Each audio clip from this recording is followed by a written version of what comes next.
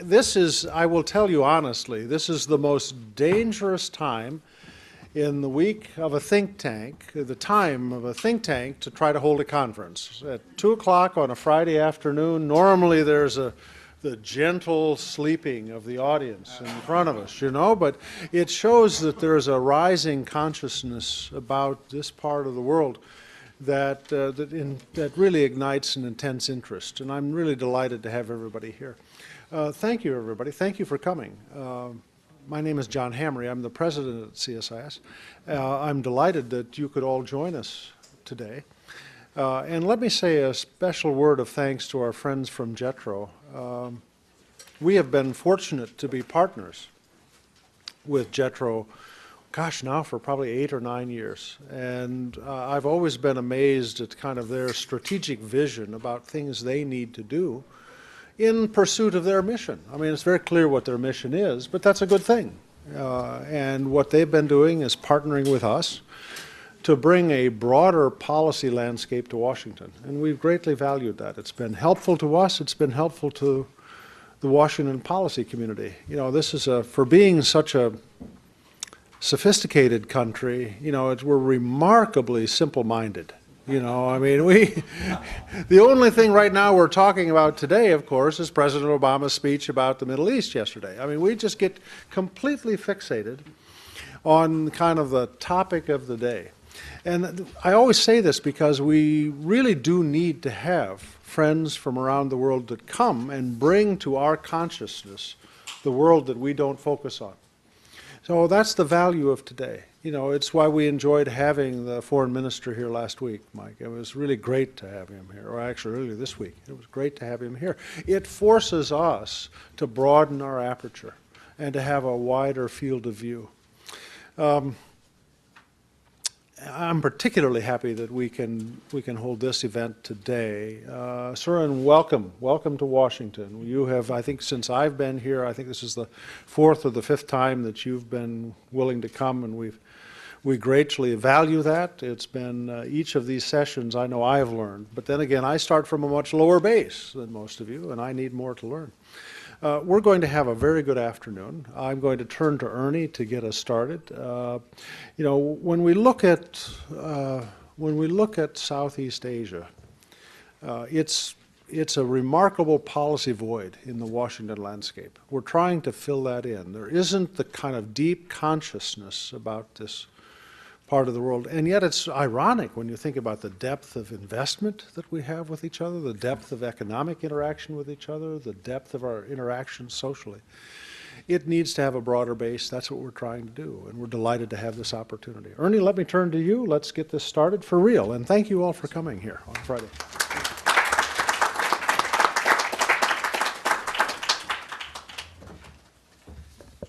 Dr. Hamre, thank you very much for kicking us off. Really appreciate that. Thank you all for coming. I'd also like to put a word of thanks into the colleagues from JETRO. I think Dr. Hamre said it exactly right. We have seen the friends from our treaty allies and partners in and around Asia come to us and ask us to continue to focus and prepare for the East Asia Summit and encourage continued U.S. engagement in Southeast Asia. It's very important. I'd also like to thank the Sasakawa Foundation. They also helped to cover some of the travel costs related to our guests from overseas. So I want to thank them for their support also. I'm going to stand in today for Danny Russel, which I really can't very ably do. But he talked with him. I was called to his office last night, and I spent about an hour with him. But he explained and asked me to apologize that because Kurt Campbell is in the region doing the diplomacy right now, he was not able to come and speak on the record on these issues. So I think it's not an indication of a lack of interest. He wanted me to emphasize that, but rather sort of the sophisticated approach to making American policy and diplomacy So, if you would accept me as a less capable speaker, I will share the U.S. perspective, looking into the East Asia Summit and in the context of American foreign policy towards Asia. And then we'll hear from Dr. Surin Pitsuwan, the ASEAN Secretary General, and then, of course, Nakatomi-san, Vice President for Infrastructure from JETRO on connectivity as a foundational concept for EAS. After that, we'll break for coffee, and we will reconvene in a panel discussion this afternoon that should be absolutely fascinating, with speakers who will be responding to what was said this morning or this afternoon in the first panel, and also adding, of course, their own unique perspectives to the dialogue. Let's turn to the United States. As you know, the United States, and particularly President Obama, sees Asia as the center of gravity for three key pillars of American interests. First, Asia is the economic growth engine for the future. Second, it's the core of sort of global governance changes, advancing the empowerment of people, the democracy process that we see underway throughout Asia is very important to the President. And then in terms of national security, stability is dependent on knowing one another, understanding needs, and avoiding surprises. And I think for these three reasons, the United States just made the decision to join the East Asia Summit. That was not an easy decision. For those of you that were involved or watching the process, it took a while. It took a good while. But the U.S. did decide to join the East Asia Summit. And I think they did it because they believe that it's important to create frameworks for developing and sharing or building a consensus on a rules-based approach and norms so that countries around the region can agree on a rules-based framework so that everyone can grow together and not surprise one another in terms of security issues. The U.S. also made a commitment and a bet on a strong ASEAN foundation. As you know, EAS is based on, and we'll hear more from Dr. Surin, on the concept of ASEAN centrality. And I'm going to speak a little bit more about this. What is ASEAN centrality and what does it take to hold that center? These are questions that the Americans had to think about before they made the commitment. And I think we'll be dealing with the implementation of those decisions in the near future. It's also a forum to augment and support the U.S. relations with China. Quite frankly, having the East Asia Summit and a regional framework, creates a better chess game for the United States. If you think about grand strategy and a long-term focus on Asia, this framework allows us to not only have and develop a bilateral relationship with China, but to do that in the context of a broader Asia. And that brings us to India. It's very important that India is part of the EAS, and I think there's a strong interest in the United States to bring India or encourage India to be part of Asia.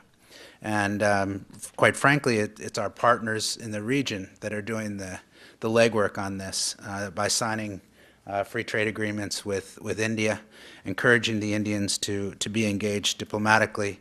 And certainly I think so far we can see that the Indian private sector is probably the one that's leading the way for dissolving those old anachronistic lines that divided East Asia from South Asia and makes India now part of Asia. But this is key, I think, to America's strategy going forward.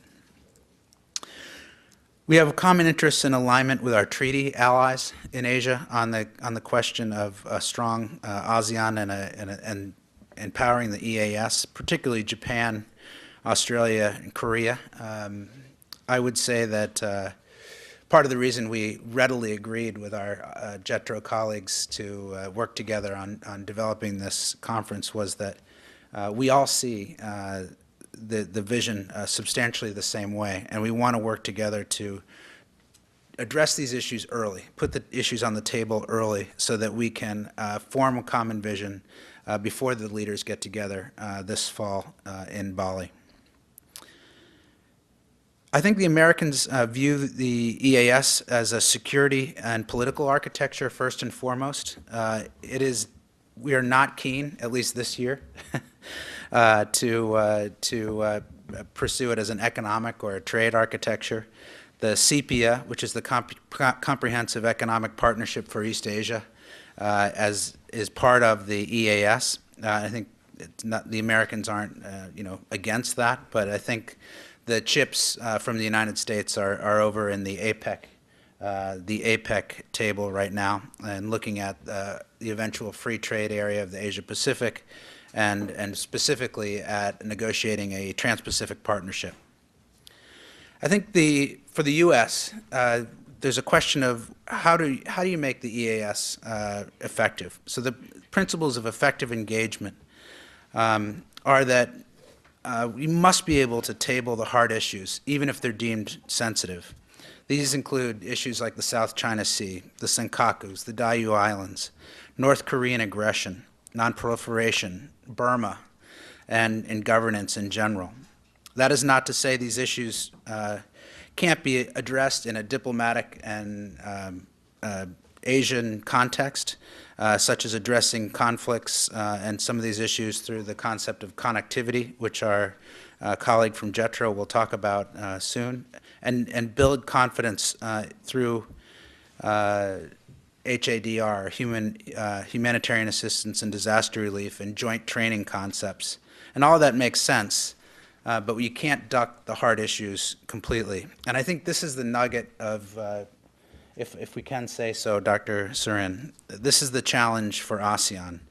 Centrality is dynamic, and it has to be earned, I believe. It cannot be taken for granted, ASEAN's centrality in the EAS. And I think that's a message that the Americans very much want to share. They want to work very closely with the Indonesians as chair, and very closely with like-minded countries to sort of form a consensus in that direction. The other question is more about American engagement in EAS is more mechanical, and that is presidential engagement and leadership. The commitment to showing up and will really be challenged by the format that the EAS takes.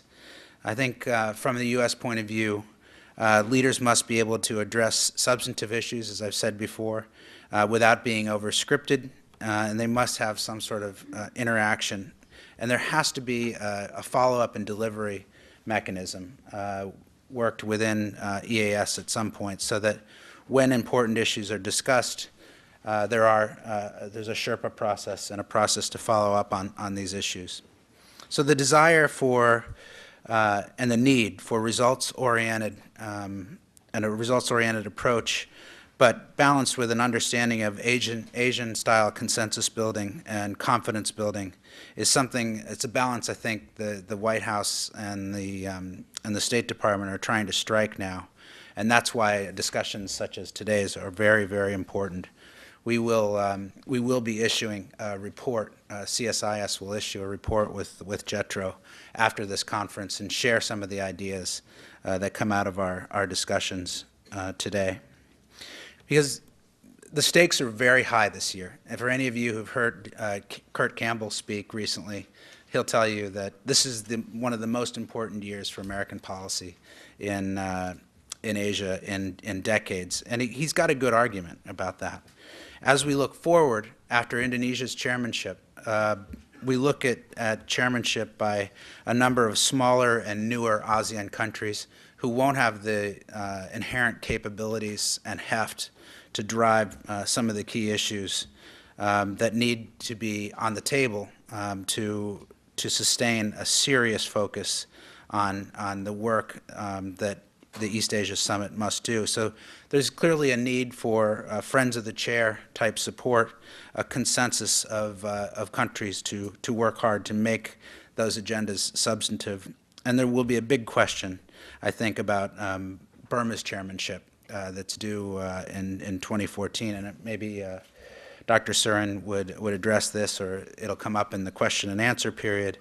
But I think the Burma chairmanship offers an opportunity for ASEAN and EAS countries to encourage Burma to make changes, to create some space, and possibly step up to being able to chair credibly in 2014, or if not, it seems to me that some accommodation should be made for Burma to step aside so that we don't divert what is probably going to be an organization and an architecture that will be more important in our lives going forward than NATO, if we think about the next 20 years.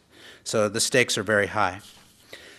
Let me end there, and I want to thank you for allowing me to stand in for Senior Director of the National Security Council. I was not speaking for him, but I tried to pick up some of the key themes that I've detected in my work around town and in discussions, and I hope that was helpful.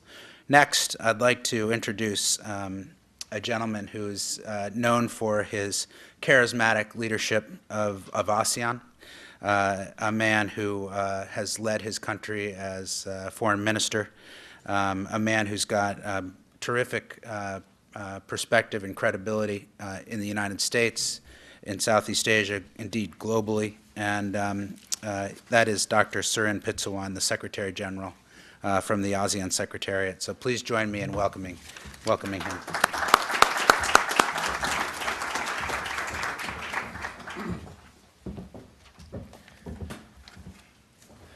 Thank you very much, Ernie. Excellencies, ladies and gentlemen, Excellency Hubbard, yesterday I'm trying to think what new can I say without repeating myself in front of you. But the presence of His Excellency Mike Moore certainly reminds me of our long relationship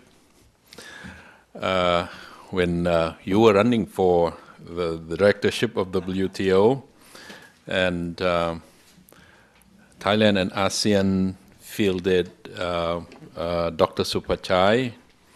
It was the only race that Australia and New Zealand took different roads. And it's the only race that India and Pakistan agreed that they would support Supachai rather than Mike Moore. But in the end, we came in the middle. Yeah, split in the middle, 6 years, divided by 2, half-half.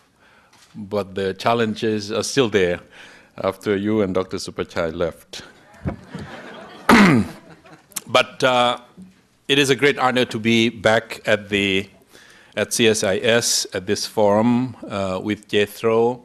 I have just finished my mission, which is an attempt to come to the United States, to Boston, to New York, and to Washington, to do pretty much the same thing. Now that Mr. Obama is joining the EAS at the end of the year, the American public deserves to know what is it all about. The first time we hear about EAS, what's in there and why does it have to be there. Particularly this year, he will have to go to Cannes in southern France for G20. After that, he has to host the APEC meeting in Honolulu, and then Bali within a week. A lot of leaders will have to justify why they have to go to these vacation spots consecutively. So I'm helping him too. But your title today, East Asia Summit, Concepts for East Asia Summit, Connectivity, Security, and ASEAN Centrality. From my perspective, one word is missing, and that is the maturing up of ASEAN. Without the confidence that we have made a contribution in the region, that we have, with our dialogue partners, provided the centrality, the spearhead of building new architecture in East Asia. Hillary Clinton said, ASEAN is the fulcrum of the region's new architecture of cooperation. Now, to be recognized as the fulcrum of a new architecture being built in East Asia is also to be told and to be informed that you have responsibility. And in the past 3 or 4 decades, we have been the centrality of goodwill from all our friends around the world, including New Zealand. Support us, cooperate with us, helping us, guide us, because in East Asia, there has not been institutions and processes and systems that could help resolve problems if problems ever occurred. Henry Kissinger, who made this statement, who made this observation at the end of last century, saying that innovation, economy, science, technology in East Asia, it's 20th century Europe. But as far as institutions, processes, systems to avoid, to prevent, and to resolve problems that could occur between them and among them, and they have so many issues between them and among them, East Asia is pretty much 19th century Europe. What ASEAN has been doing, the service of ASEAN has been providing that centrality because it's a collection of small and medium-sized states, threatening none, accommodating all. So the Chinese are comfortable with us, the Indians are comfortable with us, the Japanese, the Koreans, the Australians, they are comfortable being in the forum, in the, process that ASEAN is providing, with ASEAN hospitality, with all the colorful shirts that we produce. They feel comfortable, and you put them at ease, and they work. But in order to provide that centrality into the future, particularly at EAS, centrality of goodwill is not enough. It must be a centrality of substance. And that substance could only come from an exchange like this, from opportunities like this. What do you expect out of the EAS? Expanded. You don't want to avoid sensitive issues. And I can assure you, Ernie, ASEAN has gone through the last few years absorbing difficult issues. The issue between Thailand and Cambodia, many firsts we have achieved. The chair and the 2 foreign ministers were called to New York at a meeting by the UN Security Council. Never happened in ASEAN history. The fact that the chair, Minister Marty, could go to the 2 capitals, never happened in the past. The fact that the foreign ministers were called to a meeting on one issue, and that is Thailand and Cambodia, never happened in the past. And the fact that the UN itself recognizes that there is a regional arrangement out there in the UN language called ASEAN, with their own mechanisms, nascent, emerging, still nebulous, just being formed, but they have the intention to do this job. Why don't we throw it back to them? Never happened. So ASEAN has also matured up. ASEAN has to provide that centrality of substance. And to embark upon this challenge, to sit in the chair with Medvedev, with Obama, with Mr. Kang, with Mr. Wen Jiabao, with President Lee, with Prime Minister Manmohan Singh, with your Prime Minister, Mr. Moore, ASEAN is going to be taking the responsibility of driving this EAS into the future. Mrs. Clinton said, if they are going to decide and discuss on issues that would have implications on us and our interests, we will seek a seat at that table. And this is it. And it had not just out of the blue. Last 2 years, Washington has worked very hard with us, showing the genuine interest and commitment for East Asia with ASEAN. First, coming to the meeting. A large part of diplomacy, she said, is showing up. She showed up. Second, has been delayed for a long, long time, the summit between the leaders of ASEAN and the US. It happened. Third, we thought it would take some time acceding to our Treaty of Amity and Cooperation. They did it in a very, very short period of time. So the consistent efforts and goodwill and commitment that has been shown to us certainly has put us in a rather comfortable and confident mode that we could welcome you at the EAS this coming November. But let me go back to centrality of substance. It will not be substantive. It will not be cohesive. It will not be integrated. It will not be 600 million market consumers. It will not be 2 trillion GDP combined. It will not be the strategic location of ASEAN between the 2 major emerging markets, India and China, if we ourselves are not connected, if we ourselves are not integrated, becoming one market, really. So we have this master plan, and the World Bank said, thou shall need 9 trillion US dollars to finish thy plan. And the question is, where are we going to get the 8 trillion, 9 trillion US dollars? Not tomorrow, not next year. Luckily, we have Japan. Before tsunami, and I hope even after tsunami, that will commit. And I have told my ASEAN colleagues that, look, ODA is over. Donation is over. You will have to speak, we will have to speak the language of the market. Meaning, what is in it for us? What is the profit margin? When is the point of return for us? What is the cash flow look like?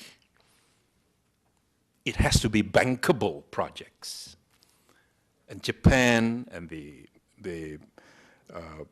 private sector of Japan, the Keidanren of Japan, with the government of Japan, have set up a new mechanism just to participate in this master plan for connectivity for ASEAN. ASEAN will not be taken seriously until ASEAN is connected and integrated. And in the connectivity plan, if you have had some reading about it, there are 3 components. One is physical infrastructure. In other words, roads, rails, shipping. Half of ASEAN is maritime. It has to be connected. And Mr. Wen Jiabao in Jakarta early this month has already said that. We have the capacity, we have the technology, we have the fleet. We can help connect maritime ASEAN, within maritime ASEAN, with mainland ASEAN. So we have to think about both mainland and maritime ASEAN to make it a one integrated whole. You know, we have done a survey that 40% of the costs of shipment of a container is due to the loss of time in between from one point to another within the landmass of ASEAN, continental ASEAN. If we have the connectivity, and is being conceived now, if we can connect the Mekong Basin with the South Asian subcontinent, it will be a tremendous synergy between us, called India-Mekong Connectivity East-West Corridor. And that would involve Ho Chi Minh City, that would involve Da Nang, that would involve Hanoi, crossing Laos and Cambodia, crossing Thailand into Myanmar, into India, through ship, through roads. And we have found out that for all they want to do in South Asia, in India, economic and industrialization, just one sector, automobile. They don't have enough support industry to feed whatever they plan to do with their small automobiles. The wheels, the windows, the doors, the seats, all these parts and support industry are much more advanced in the landscape of ASEAN.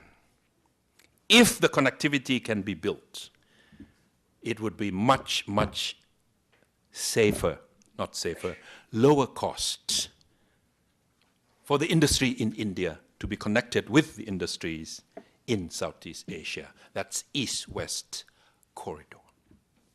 So the fact that we go into this EAS, definitely we know difficult issues are going to be brought up. Definitely we know that we want to handle these difficult issues too. Definitely we know that we need to be strengthened through connectivity and integration among ourselves, physically, institutionally, meaning what? Custom procedures, rules and regulations, standards of goods and services flowing between and among us. That also, connectivity, need to be ironed out. And the third is people-to-people connectivity. 70+ million arrivals of tourists into ASEAN. 47 are from ASEAN to ASEAN. 47%. 50+% came from outside. We could increase more. We could benefit more. We could encourage more if ASEAN is one really tourist destination. People-to-people connectivity among ourselves and with those people of goodwill around the world. So Ernie, ladies and gentlemen, we go into the EAS in November with full awareness that we are taking up a very, very challenging task. The centrality of ASEAN is going to be tested, and ASEAN will have to be prepared to face that challenge. And the 5 issues that Ernie discussed earlier, that have been agreed upon since 2005, finance, education, disaster management, avian flu, at that time it was a big issue. I'm now trying to change it to pandemic issues. What's the other one? Education, did I miss? Environment. The other 2 that we are talking about now is Comprehensive Asia Economic Partnership, CPEA, for 16, for 18, if we can do it. You have to think ahead into the future. It's not going to be, it's going to take time, but as the leaders sit and deliberate together, that is the challenge worth the attention of the leaders. Let us think about complete Asia-wide economic cooperation. And then this very issue, connectivity for ASEAN so that we could be one integrated, unified, a market, 600, rising purchasing power, expanding middle class, and also doing what we have been doing in the past, which you probably have not noticed, and that is, while economic development is being pursued, democracy has also been given attention. Not in the same way, not with the same speed, and not even in the same style. And I was inspired by reading what Mr. Woodrow Wilson had to say. He said, America should show to the world how to walk the paths of liberty. I was struck by him using plural, the paths of liberty. Well, what ASEAN has been doing is also pursuing the paths of democracy in our own way. Achieving economic development, which would legitimize the powers, make sure that it's equally distributed. Some have done better than others. And that could legitimize the power. That's why they have been in power for 30 years, some of them. That's why they've been in power for 20 plus years, some of them. But it is different from North Africa and the Middle East. The landscape is not absolutely closed and tightly controlled.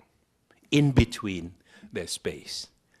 In between, there's room for academics, for intellectuals, for the media, for the civil society. And that's our road to openness. That's our many roads and many paths to liberty.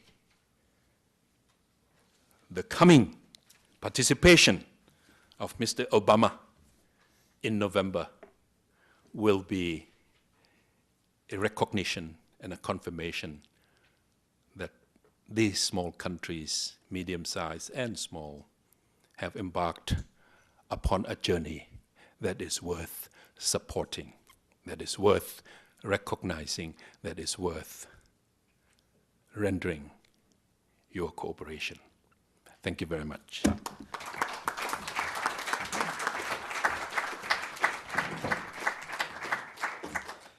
Thank you very much, Dr. Surin.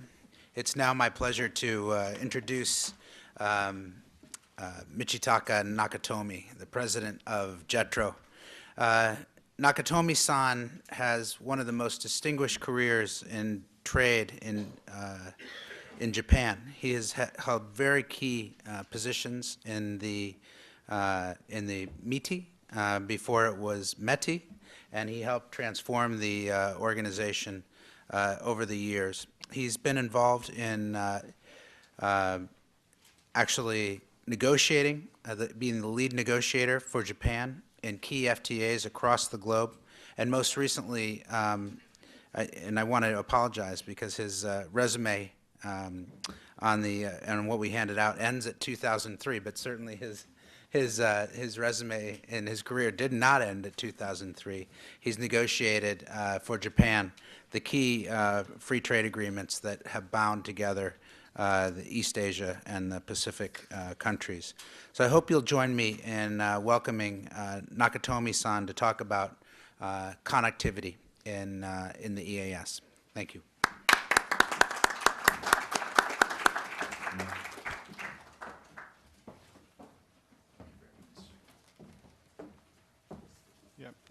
Mr. Bauer, thank you very much for introducing me. As I've been the president of JETRO since 2008, and soon before that, I was deeply involved in the plurilateral agreement called ACTA. And that was a very interesting experience for me, and that I have some experience in collaboration with the U.S. and that was very helpful at that time. But anyway, today I'd like to touch upon the connectivity element of EAS.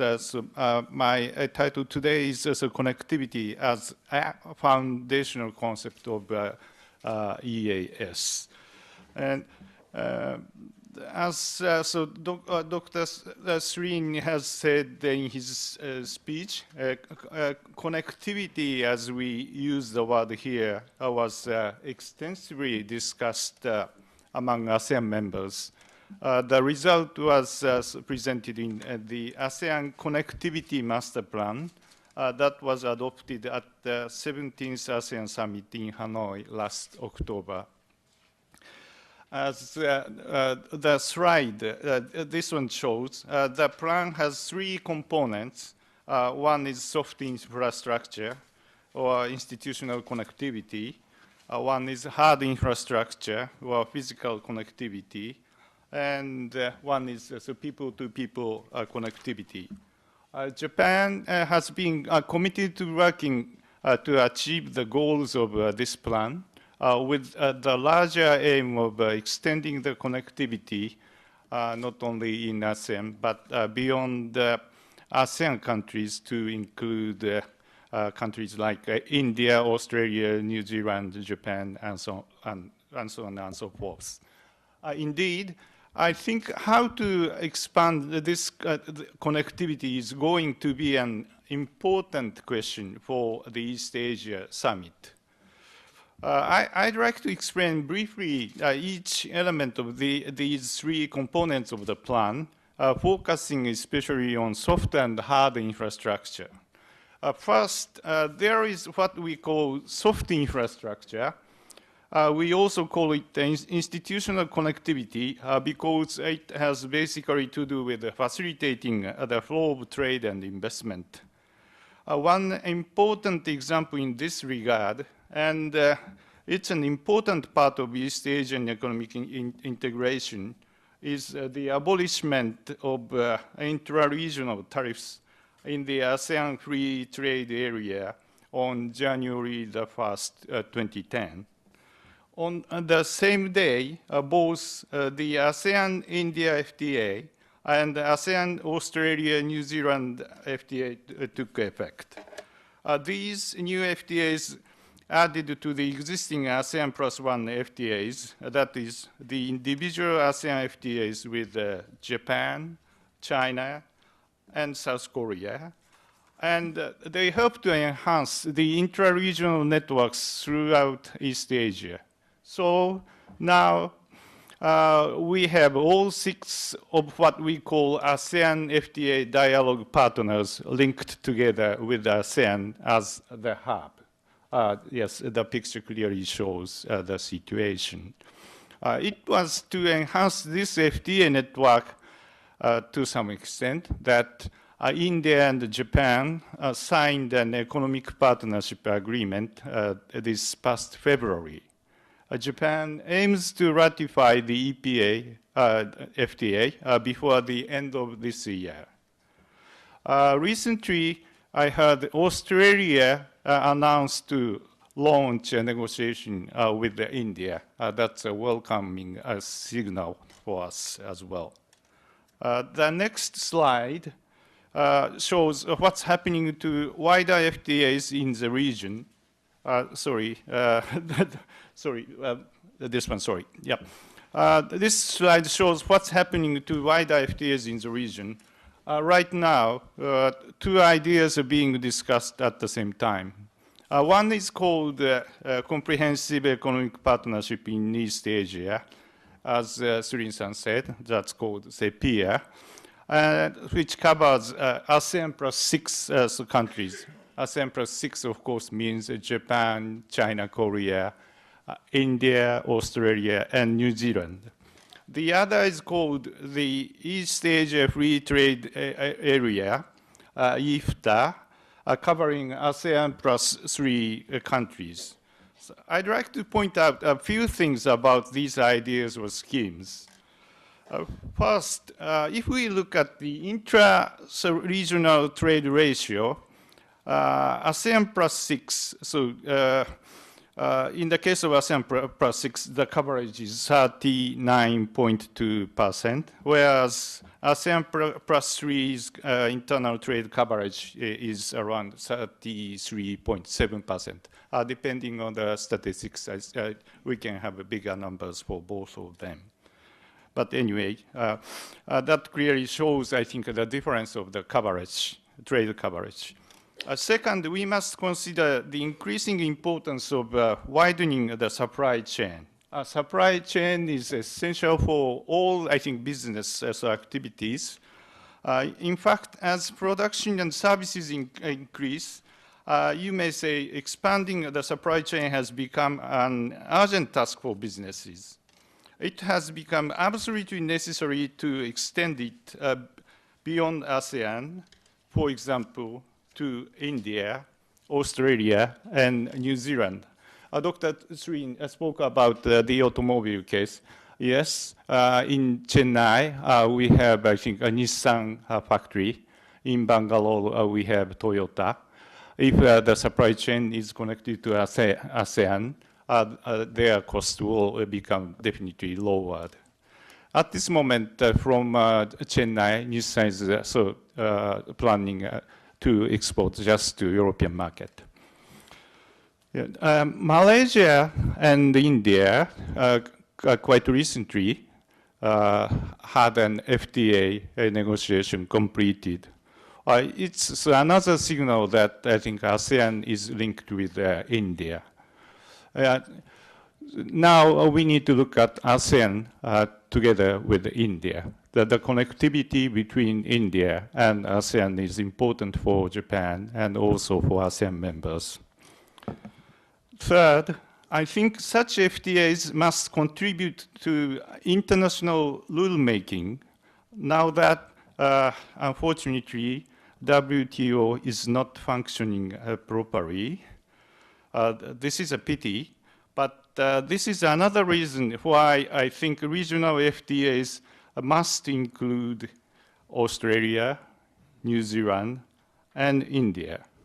In other words, I think we should pursue the idea of CEPIA, ASEAN plus 6. It will definitely complement the Trans-Pacific Partnership, or TPP. I need to explain a bit about TPP. Regarding TPP, Prime Minister Khan's commitment and industry's support remains the same. It's unfortunate that the review process is delayed because of the aftermath of the earthquake. One important step toward the realization of ASEAN plus 6 is Japan-Australia FTA. As some of you may know, agricultural issues are stalling the negotiations on the FTA.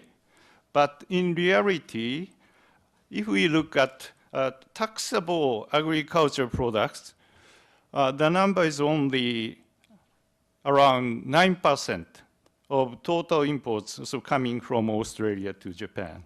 So I believe we can work out an agreement if both countries make proper efforts. And if Japan-Australia FTA is realized, that will be paving, I think, the basis for ASEAN plus 6 FTA, definitely. Japan and we at JETRO are providing our share of a contribution in such fields as trade facilitation, intellectual property, and human resources development from the perspective of people-to-people connectivity. But I can give you some examples. Regarding trade facilitation, we are now trying to introduce approved exporter systems for fast-track system.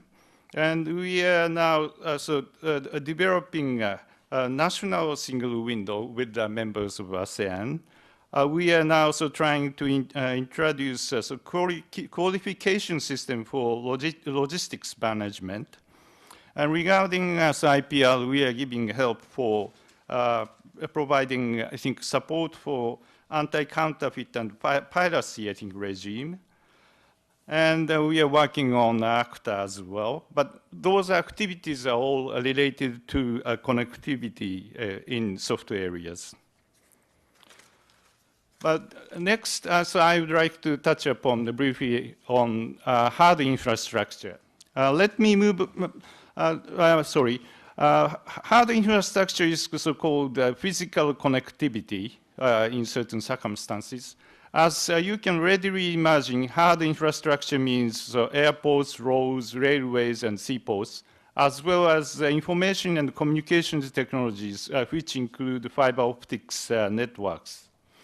To improve the connectivity of ports and railways, we need not just the support of the government of each ASEAN country, but also the support of such international organizations as AREA, ADB, and the governments of non-ASEAN member countries. Well, the resources are not enough.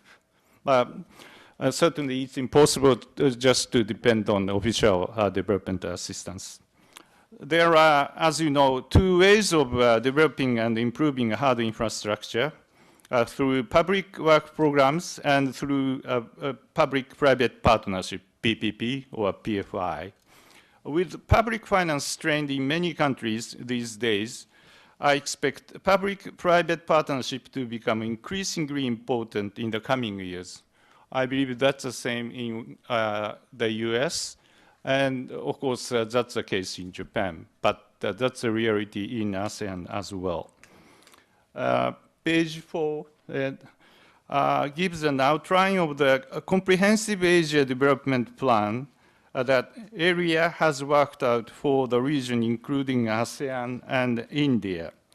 This plan envisions 700 development projects worth $390 billion US. Of these projects, 154, which are estimated to be worth $85 billion US, are expected to be carried out through public-private partnerships, PPP. Considering the magnitude of the plan, I think that we should work out realistic and specific details for its realization. In any event, I think these development projects must go beyond the ASEAN region. Please look at the next slide. Sorry, again, back, this one. This shows infrastructure development projects in the Mekong region. Dr. Surin spoke about the corridor, but Japan is also involved in these projects, and they are called the Mekong-Japan Economic and Industrial Cooperation Initiative. It mainly consists of two ideas of corridors. One is the East-West Economic Corridor, which links Da Nang, Vietnam, and Moramin in Myanmar via Laos and Thailand. The other is the Southern Economic Corridor, which connects Ho Chi Minh City to Bangkok via Cambodia. There is also a future plan to extend the Southern Economic Corridor to Dawei in Myanmar, located directly 250 kilometers from Bangkok. The projects also include development of ports located in the southern part of Thailand, such as Lanong Port, in the southern western part of the country, as well as of a deepwater port in Dawei. These ports are gateways to South India, such as Chennai and Ennore. Clearly, also important are the projects to develop logistics infrastructures linking ASEAN with outside ASEAN regions, such as South India. All this, of course, is to improve regional connectivity. Of course, the range of benefits which each infrastructure development project would bring in are different. It's necessary to prioritize the projects prior to launch of the development. In the enhancement of physical connectivity, development of hardware infrastructure tends to take a center stage. However, some ASEAN member countries, such as the island state, Indonesia, strongly urge development of maritime connectivity. For your reference, I would like to mention that Japan Coast Guard has made a great contribution to the capacity building of maritime security authorities in Indonesia, Malaysia, and others aimed at ensuring freedom of navigation in the high seas. Here, so I would like to introduce to you some specific projects Japan and Australia are working together in the third countries. I myself heavily involved in the activities. I hope the explanation may give you a hint for possible future collaboration between the US and other countries in ASEAN. And of course, I'm not saying that the same method can be applied to US involvement in connectivity-related activities in ASEAN, but I just would like to give you a hint how we can coordinate. We are undertaking these projects at the behest of businesses in both countries, Japan-Australia Business Cooperation Committee and Australia-Japan Business Cooperation Committee. Yeah. As many of you know, the Japanese-Australian trade relationship is complementary. That is to say, Japan imports from Australia energy and other natural resources, as well as food products, while exporting to Australia transport equipment, general machinery, and so on and so forth. Additionally, as it was pointed out during the Australia-Japan Joint Business Conference held in Tokyo 2 years ago, the relative importance of services industries has grown in both economies. We must strengthen our business relationship in services sector, the joint communique said, to deal with this development. Following the conference, Mr. Mimura, chairman of Nippon Steel Corporation, he's chairman of Japan-Australia Business Cooperation Committee. He asked me to chair its infrastructure subcommittee on the Japanese side. Now, the cost of infrastructure development in Asia over the next 10 years is estimated to reach the level of 750 billion US dollars or more. We cannot expect ODA to supply all the cost. And the money coming from international agencies is not enough. Private funds are indispensable. Here again, Australia and Japan are complementary.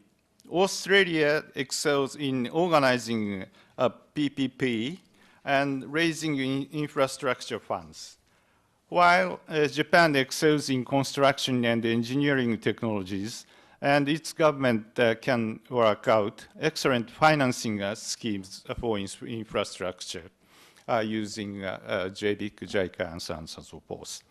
With this background, as the slides show, AJBCC sent an infrastructure mission to Japan in March 2009, while JABCC dispatched their mission in August of the same year to Australia to examine potential infrastructure investment. These missions have clarified the institutional factors which may hinder infrastructure investment in the both countries and have compiled the proposals on the clarified factors. That's on the page 9 of the handout. In March this year, the first Australia-Japan public-private policy dialogue was held in Tokyo, where both public and private sectors affirmed their resolve to extend cooperation towards infrastructure, not only in Japan and in Australia, but also in Asia in general. As to our activities in third countries, we organized a joint mission of around 60 people and sent it to India last July in order to identify possible ways for us to cooperate in India's infrastructure market through a PPP method. Soon after this, next week, we will send another similar joint mission to Indonesia. Mr. Mimura, Chairman of Nippon Steel himself, and I will take part in it. So far, I've explained the ideas of soft and hard connectivity in and with ASEAN. Now, I wish to turn to the need to ask the United States to join us in these endeavors. I hope you will take up this possibility during the seminar today. After all, this November, the United States, along with Russia, is scheduled to join the East Asian Summit as new members. In my view, it's entirely possible, even desirable, for the US and Japan and other countries to take the initiative in enhancing soft and hard and also people-to-people connectivity in East Asia, as Australia and Japan have. In some of the emerging economies, for example, urbanization is creating growing problems. I think the US and Japan can surely work together in promoting, for example, projects in these areas. There can be other cooperative projects as well in various fields. Regarding, I think, the example of Japan-Australia collaboration, of course, I'm not speaking about the same method, but there are various ways the US can contribute to nurturing connectivity within ASEAN, and also trying to link ASEAN with other countries. In conclusion, I wish to suggest that the US, Japan, and other like-minded countries discuss the possibility of working out a roadmap for cooperation in building ASEAN's connectivity, soft and hard, and also people-to-people connectivity in ASEAN, and also with other countries, ahead of the coming East Asia Summit in Bali, Indonesia. Thank you very much.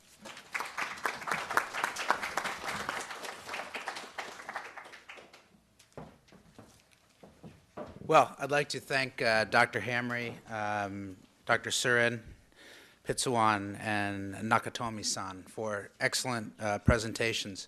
I hope you have a chance to digest their remarks, and we're going to take a short break, and we'll hear from our panel, and we'll engage in a dialogue on get your responses to these ideas, and we'll hear from our expert panel. So let's take about 5 minutes. We're a little behind time, and we'll get back together in 5 minutes. Thank you.